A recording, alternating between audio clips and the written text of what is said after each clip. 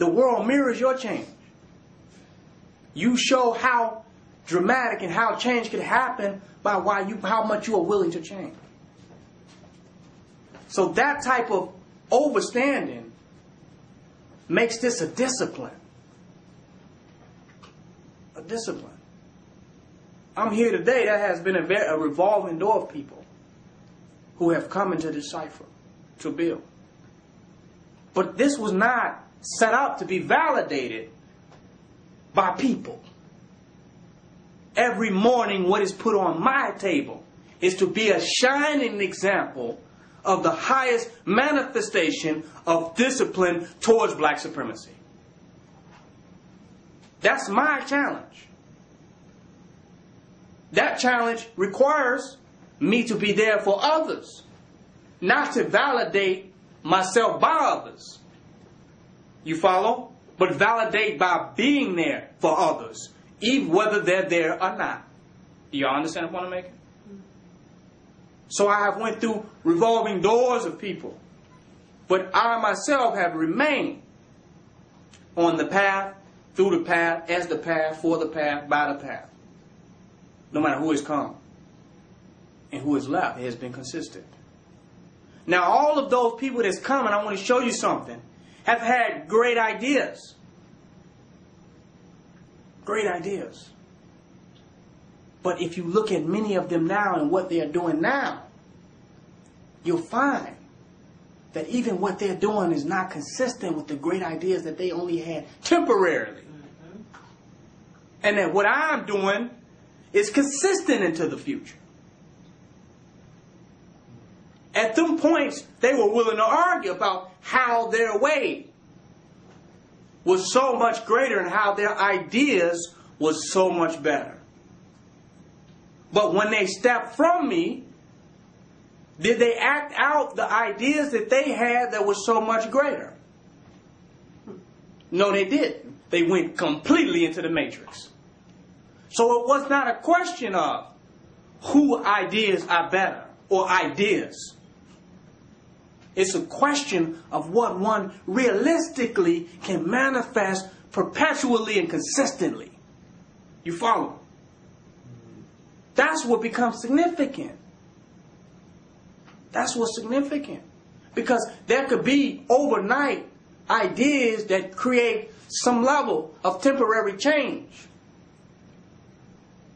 But what you are consistently is the reality of human transformation. That's a fact. That means when I changed and woke up to the reality of who I am 14 years ago, I was consistently on that 14 years later. That's a fact. So I'm making a point with saying this. It's one step at a time. Revolution is not overnight. Revolution is not one big party where a whole bunch of people come and it's a consistent, perpetual manifestation of human action.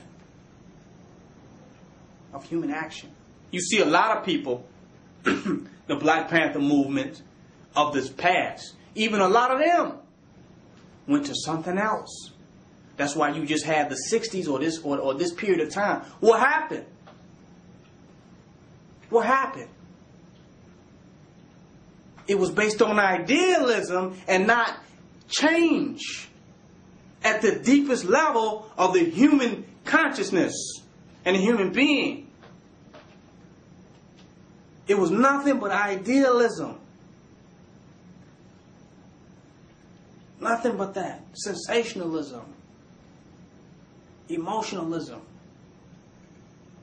So do we want to see a temporary change, or do we want to see something consistent? Whatever we want to see, we must be and ask ourselves, where are we consistently? Where are we at consistently? And don't answer that by looking at your best days and your best moments. Answer that by looking at your worst moments. Do you feel what I'm saying? Your worst moments will show where you need to work on and where you're at consistently.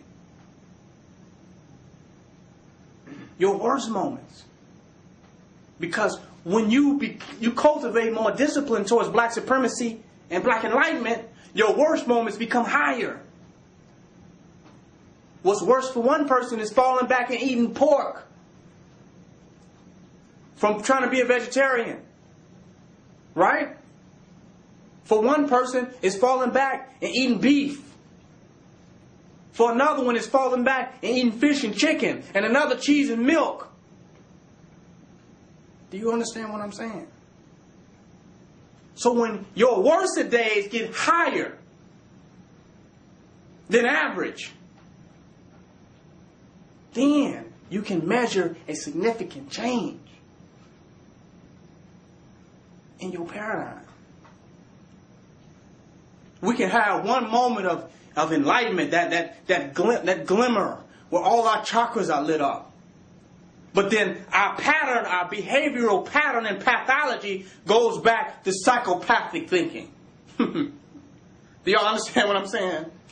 That means you have not changed the nature of the content of your mind through consistent discipline and devotion. Because the mind is going back. You could smoke some weed and get high and feel a moment of happiness. But until you change the nature of your consciousness through discipline, there has been no change at all. That's a fact. We tell people, give up all the drugs. Give up all the alcohol. Give up all the crutches. And discipline your mind.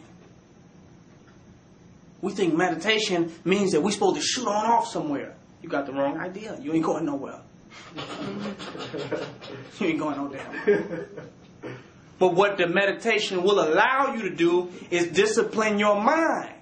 So the thoughts that project you in a lower vibrational frequency are not there. So you have thoughts putting you in a higher frequency vibration. So you are seeing something else. Therefore, you are somewhere else. Some people can walk out their door and it's gloomy and they have a negative attitude. They're in hell. And some people can walk out that door and have a heavenly experience. It depends on the nature of the individual's mind. So the nirvana and the blissful heavenly state that you are supposed to arrive at is right here. Based on the control and discipline that you have over your own mind. That's a fact. That's a fact. So my point that I'm making is, discipline has to be cultivated. This is a discipline. It's a discipline. We can't make anybody else grow where we're not at. But we can make the path to higher self manifestation. We can make that a clearly cut path. They can see our footsteps. They know we walked and we actually made it that way. That's the best we can do. Otherwise, we can get together and come with some great ideas about something we have not test-proved the achievability of it. And I'm not saying the ideas are not achievable, but I'm saying we are the real test dummies. You understand what I'm saying? We are the real proof that this human state of consistent expression of higher black divinity is possible. We can change a community. We can have a cleanup drive, right? We can give out food, clothes. But how does that signify human transformation? It don't. It don't. It just means that we're going to have to get some people together and have some arguments and some more meetings and figure out how we're going to do another one. But we need human transformation as a people. I was homeless. You follow? On the streets. Right out there. Homeless. But now you see a human transformation from being homeless or being away from the European system to being a black establishment unto myself as a being. That's human transformation. So they don't never have to see me in a homeless line anymore. So I'm showing the next homeless black person, right, realistically what is they are capable of with the application of discipline towards black supremacy and black nationalism. That's real. That's real. I'm giving them more than a peanut butter and jelly sandwich. I'm shining an example of human transformation. I'm going to hold their hand and walk them into human transformation if they're willing. And I'm going to make a lot of people homeless too with this message. Because I'm going to pull them, they're going to come out of the matrix and they're going to become homeless for that period. Even if they're homeless while they're on the bus on their way up here. They're going to be homeless for that period, but they're going to come into a permanent home of black sovereignty, black supremacy, and black nationalism. That's the point.